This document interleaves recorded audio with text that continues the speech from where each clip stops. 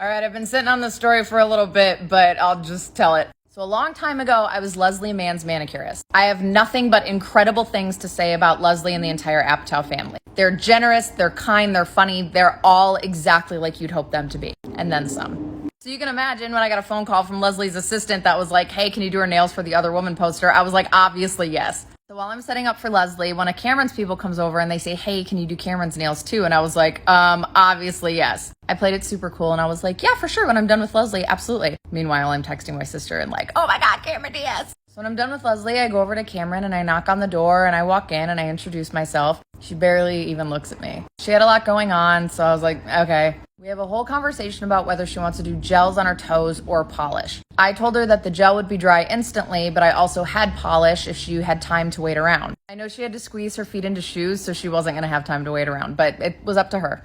She kept stopping and starting because people were coming in, which again is expected. It happens. And at one point she had to change, so I left the room. I said, I'll be right outside whenever you need me. It was in a big studio space, so it had little walls that didn't go all the way to the ceiling, so you could hear everything that everyone was saying. And I heard her go, where is that damn nail girl? My name is Jess, and I introduced myself, but okay.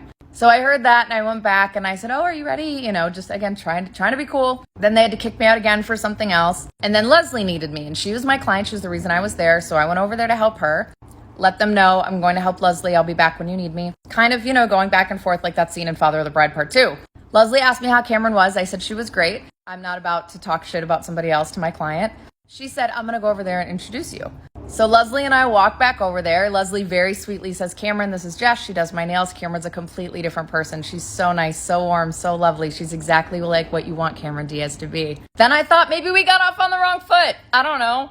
As I was doing her hands, she yelled at somebody else for something else that was out of their control. And she kept moving her hands and taking them away from me for various things. Then when I was done, I thanked her and I walked out. She put her shoes on and I heard her yell fuck really loud because she messed up her toe polish. So I went in there and I fixed them with a smile on my face.